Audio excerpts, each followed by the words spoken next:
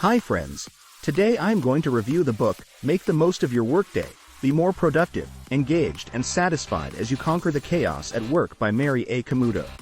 The challenges you face at work can be burdensome and even chaotic.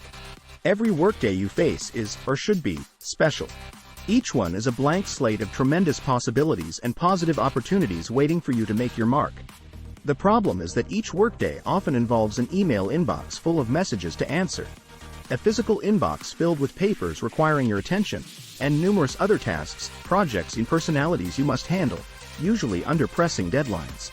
The workday can be an active battleground with unproductive chaos and changes resulting in stress, confusion, and useless conflict. In addition to doing a good job with your work, you probably face the daily pressures, problems, and pretenses common to any workplace. These include dealing with office dramas and difficult colleagues, managing long-term workloads, staying current with constant and confusing technological change, and sometimes working for unpleasant, incompetent, or indifferent bosses. You have only so much energy, physical, spiritual, and mental, to handle workday stress. Many office workers put up with daily, constantly changing chaos. More and more often, across the globe, chaos is becoming the ultimate sign of the times. This is true in all venues and environments, most definitely including the office. Besides the constant deluge of emails, many office workers must attend so many meetings that they have little time to think about or perform their jobs correctly. With all these pressures, it's difficult for office workers to pay attention to the instructions, specifications, and requirements that affect their assigned tasks. Even if you decide someday to leave your current role or organization, chances are strong that you will find similar problems in the new department, team, organization, and yourself. Of course, everyone also has personal pressures, problems, and responsibilities outside the office that weigh down the workday. Add in unexpected surprises at work and at home. Many office workers see their office environment as a constant pressure cooker. With adaptability, focus, and proactive planning, you can leverage each workday for top performance and maximum satisfaction. Does this sound familiar? If so, don't lose hope or become downhearted. With the right mental attitude and the proper physical, emotional, and spiritual fortitude, you can fall back, regroup, reframe, and bounce back from workplace demands. For your workdays to average out being as good as possible, and not disastrously bad, you need to develop self-awareness, positive self-talk, and energy management, and to try to take time for reflection and action planning. Your workday is just that, your unique and singular day. Take full control of each one as the leader of yourself. The more you control what happens to you at work, the happier you will be. To experience fulfillment at work, people want to be able to control their workdays and the work they do.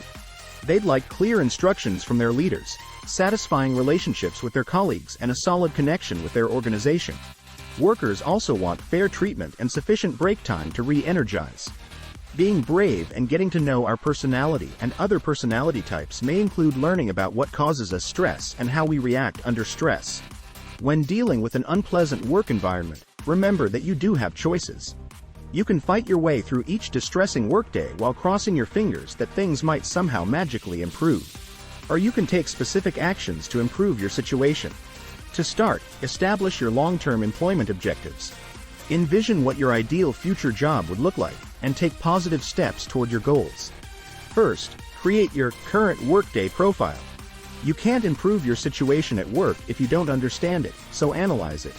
Ask if this is your dream job, a stopgap, stepping stone, springboard, or something else. Are you in a honeymoon phase, or is the honeymoon over? Can you work it out, or is it time to move on? Determine which facets of your job you'd like to fix: your engagement, productivity, or satisfaction. Try to identify what makes you unhappy at work, what you get from your job, what stands in the way of being more productive, and which factors create chaos for you at work. Second, create your desired workday profile. What would your ideal employment scenario look like? How could you make things better? Moving ahead, you need to identify what changes you would like to implement to create a better life at work. Reflect on your strengths and weaknesses. Consider how you could improve in each of these areas. Managing yourself, defining your priorities, assessing how you value time and energy, communicating effectively, confronting, challenging and conquering chaos, and choosing change. Beyond any personal challenges you might define, change is never easy. Change of any sort can make the people around you uncomfortable. Be ready for this ordinary reaction. Recognize that some colleagues may try to sabotage your positive efforts. Plan and prepare for these eventualities. No matter what your position, you are ultimately in charge of your own workplace satisfaction. It would be wonderful if organizations, executives, and managers went out of their way to make their office environments as pleasant as possible for employees. Unfortunately, this is rare. Unhappy workplaces have a negative impact on the people in them. If you are an executive or manager, take steps to make your workplace as pleasant as possible. Make the environment safe and comfortable, and design it to encourage employee interaction. This isn't merely the right thing to do. It elevates employee engagement and productivity. Our engagement with our work is like any relationship. Hard work is required to sustain it. You might not be a formally designated leader in your organization, but you can still lead others at work. To begin, lead yourself. Become the wonderful leader you've always wanted to have.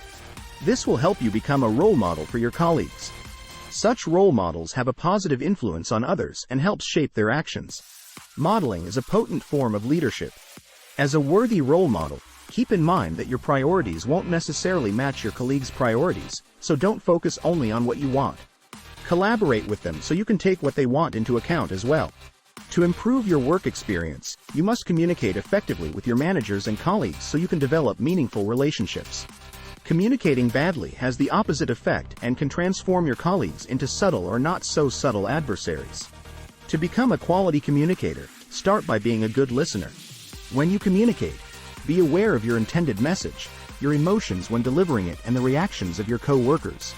Effective communicators never dodge difficult conversations with their colleagues. If conflict occurs, face up to it and deal with it. Try to turn a bad situation into a good one. Be honest and authentic in these conversations, since dishonesty is always destructive. Take time to reflect about specific work challenges and consider what steps you could take to make things better for yourself. Consider these crucial questions. 1. What would make your workday better? 2. How many enjoyable workdays do you normally have each week? 3. Do any of your workday problems stem from personality, behavior at work, mindset, and self-talk? 4. Do you understand and acknowledge your organization's priorities? Your team's priorities? Your work priorities? 5. How do you plan and schedule your time? 6. Is your organization responsible for the chaos you confront daily? How much do you contribute to it? 7. Are you resilient enough to deal with chaos? If not, how can you make yourself more resilient? List specific actions you could and should take to make yourself happier at work. Measures you might implement include: 1. Make a list of the challenges that make you unhappy at work. 2. Undergo a formal personality assessment to learn what makes you tick. 3. To increase your self-awareness, ask those who know you to assess you objectively and discuss how you come across to others. 4. Develop a positive and self-affirming mindset. 5. At the end of every workday, pay yourself this compliment: well done. 6. Organize your work priorities. 7. Employ specific strategies and tactics to become more satisfied at work. 7. Tell your colleagues what you're doing and ask for their support and assistance. 8. Identify one external source of chaos and figure out how to eliminate or minimize it. 9. Pinpoint one source of chaos for which you are personally responsible and determine how to reduce it or make it go away. 10. Don't accept chaotic conditions at work as inevitable. 10. Confront self-defeating conditions in your office and try to change them. Never allow yourself to feel powerless. If you face a daunting situation at the office or in your personal life, do your best to change it for the better. If you are unhappy at work, remember you can quit any time. Recognizing that you are in charge of your career and that you indeed have choices can be liberating. The realization can result in a positive shift towards something new and better at work and at home. Align any action you take with your beliefs, goals, and mindsets. Identify your 3 biggest challenges at work and make plans to deal with them. Outline the actions you will take. Think about the support and resources that could help you, such as feedback or coaching. Determine which facets of your job you'd like to fix: engagement, productivity, or satisfaction. The actions you decide to take at work and away from the office should address your engagement, productivity, satisfaction, and overall workday happiness. Think about taking positive action to 1. Study the issues you face, with a focus on problem solving. 2. Take a walk during your workday and exercise more often. 3. Acknowledge that the more you take care of yourself away from work, the better things will go for you at work. 4. Recognize and list the good things, tangible and intangible, that your work brings you. 5. Regularly eat lunch with your co-workers and get to know them. 6. Take a course in your field that will help you advance at your organization. 7. Honestly assess what you contribute in output and attitude. Consider the factors that make most people happier, more satisfied, and more productive at their jobs, so that you can 1. Develop self-knowledge about what makes you happy at home and at work and strive to do those things. 2.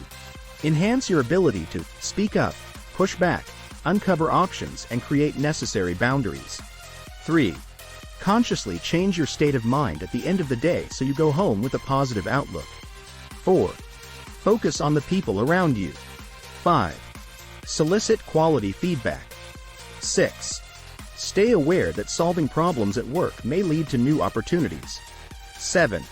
Ask for help from your team or whoever at work you feel most comfortable approaching. 8. Recognize that any workday might present new, unexpected opportunities. 9. Remember that every workday is precious. Don't waste even one potentially special day. The 3 major factors in finding satisfaction at work are hope, change, and leading yourself.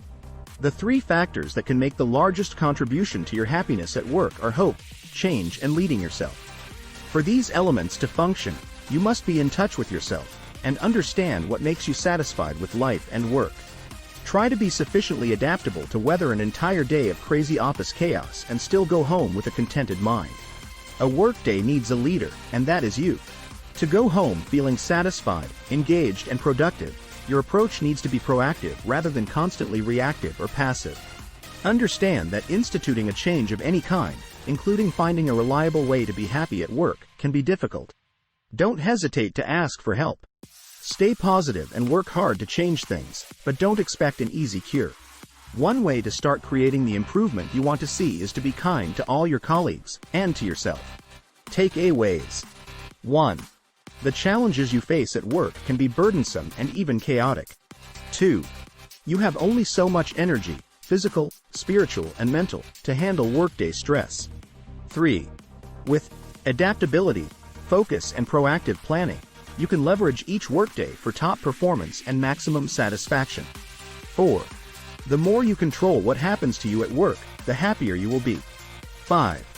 First, create your current workday profile. 6. Second, create your desired workday profile. 7. No matter what your position, you are ultimately in charge of your own workplace satisfaction. 8. Take time to reflect about specific work challenges and consider what steps you could take to make things better for yourself. 9. Determine which facets of your job you'd like to fix: engagement, productivity, or satisfaction. 10. The 3 major factors in finding satisfaction at work are hope, change, and leading yourself. 11. If you enjoyed watching our content and want to stay updated with our latest videos, we'd greatly appreciate it if you could subscribe to our YouTube channel. 11. Your support truly means the world to us. Thank you so much for tuning in and watching.